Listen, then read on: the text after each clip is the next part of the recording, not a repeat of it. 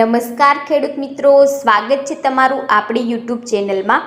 મિત્રો, આજે આપણે કપાસના ભાવ વિશે વાત કરવાની છે, તો જેમણે પણ આપણી ચેનલને સબસ્ક્રાઇબ ના કરી હોય તેમને સબસ્ક્રાઇબ કરી લેવી, જેથી મિત્રો તમને ખેડૂતોને લગતી માહિતી મળતી રહે।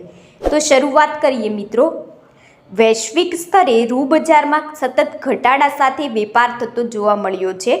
તો મિત્રો, ન્યૂયોર્ક કોટન વાયદામાં હાલની સ્થિતિએ 67 સેન્ટની સપાટીની આસપાસ વેપાર થઈ રહ્યો છે। તો વૈશ્વિક સ્તરે ઉત્પાદન વધવાના અને માંગ પ્રમાણમાં ઓછી રહેવાના રજૂ થયેલ અંદાજોની અસર ન્યૂયોર્ક કોટન વાયદા ઉપર જોવા મળી છે।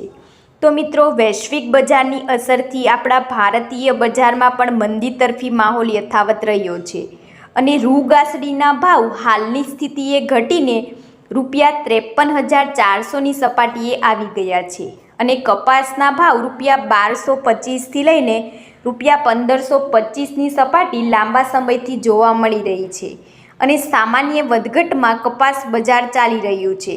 તો આ સિઝનમાં અત્યાર સુધીમાં સૌથી વધુ ખરીદી ટેકાના ભાવે થઈ છે અને હવે મિત્રો, આગામી દિવસોમાં કપાસની આવક કયા સ્તરે જળવાઈ રહે છે એ પરિબળ મહત્વપૂર્ણ સાબિત થઈ શકે છે।